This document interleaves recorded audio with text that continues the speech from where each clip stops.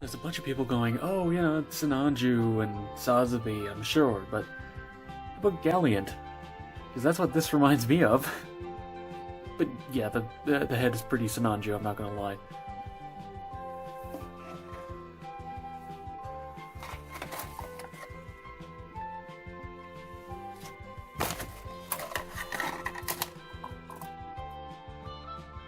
Hello and welcome back to another Plamo review. Today we're taking a look at the 30-minute mission Spinatia Commando type. I was debating whether or not to just reuse the footage from my Fencer type review because completely identical base units, but new color, might as well go over it again. Starting off with the articulation. Head is on a ball joint for pretty crazy range. Then the neck is on a hinge for really good down and broken neck up. Absolutely insane. Shoulders are on a ball joint. Doesn't have the forward hinge of the old ones, but that doesn't really matter. You can still get the arm completely across the chest. Hinge out to the side, completely unimpeded. Rotation at the bicep. Single joint at the elbow, but I mean that's a full bend. And the hands, as always, are on a ball joint.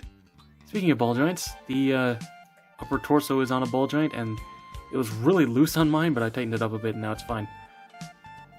I do kind of wish that they didn't use the polycap for this joint because it does come across a little bit loose. However, there is the side-to-side rocking joint in the waist, as well as the second ball joint down here in the hips. So you get some absolutely crazy articulation out of this. This is on a peg because it's removable armor, so I can get out of the way. Hips are Master Grade style, so they're separated. It's a little Z shape piece in there, so it can hinge down, and then there's a second hinge on the actual hip piece, meaning you can get absolutely insane high kicks.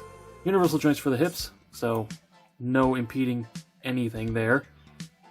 The swivel is on a ball joint, so you get a little bit more subtle wiggle there. Does mean you can actually cross the legs when they're sitting down, which is nice. Double jointed knee for a full, and I do mean full, bend. Then a forward back rock at the ankle, which isn't amazing, but it's a forward facing ball joint down in the foot, so you get a crazy ankle tilt. So my views on the Spinatia haven't changed. The base unit is absolutely amazing. It's one of the best model kit mechs that Bandai's put out in the past 20 years. Some of the best articulation. I really like the design. It's kind of a cat girl thing going on, but that's fine. This and the Spinatio are genuinely some of the nicest kits Bandai's put out. Now, quickly before we get into accessories, I do want to point out I did a little bit of painting, just silver behind the visor to make it pop. I don't think it would even look that bad without it, but yeah, you're gonna have to paint a little bit of silver if you want it to look this nice. I do that on almost all my kits, that's nothing new. And also, before we get into the proper accessory parts themselves, I do want to quickly point out that there is actually a bit of lore on these. Sort of here and here. Just really wish they would give us at least a manga or something for this, but whatever, I might make my own.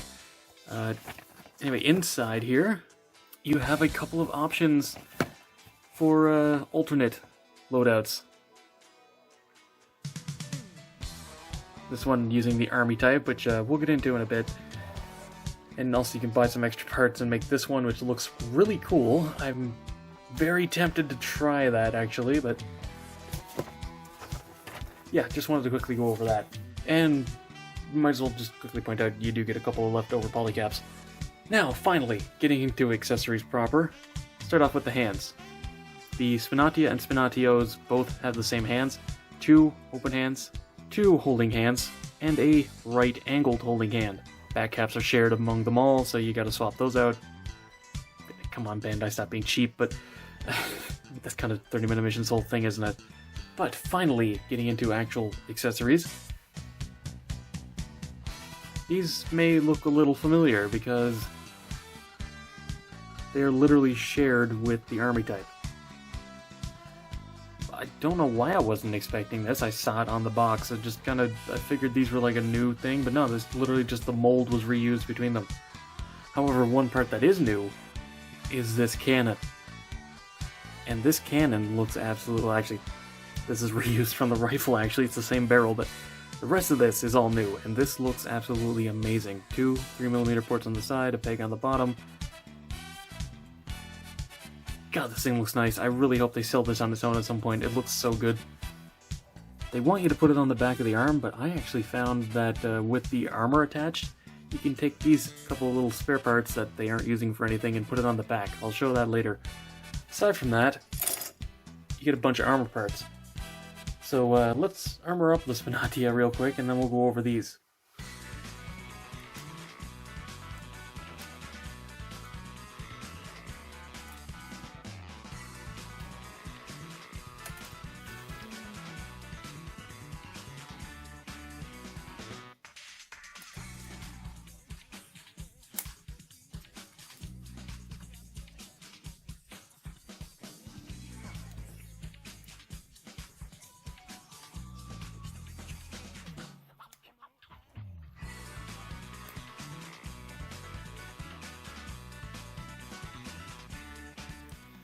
Alright, and here we have the Spinatia all armored up in the Commando armor. This looks amazing. Do kind of wish they did something with the lower legs, but hey, I'll take it. This really drastically changes how it looks, to be honest. The different shoulders really change things up, and the extra armor around the skirting just bulks it out. It looks so different and looks really good. Now, like I was saying, this is supposed to go on the back of the arm, but prefer using these and then putting it right here, because you can still swing it down over the shoulder. It just doesn't go quite fully forward, but with the neck you can actually pose it with that in a decent pose. Also, I like to just store the shield on the side. It just looks good, in my opinion. This can just kind of go wherever. To be honest, you can store it there, you can have it in the hand, it doesn't really matter. You do, however, get full storage, which is nice. You can display it with all of its weapons on the actual suit. And finally, before we wrap this up, there is one leftover part. The little holster piece that originally came with the Spinatia Sengoku, and they haven't really found much use for it since. And as for a quick size comparison, Spinatia is tall.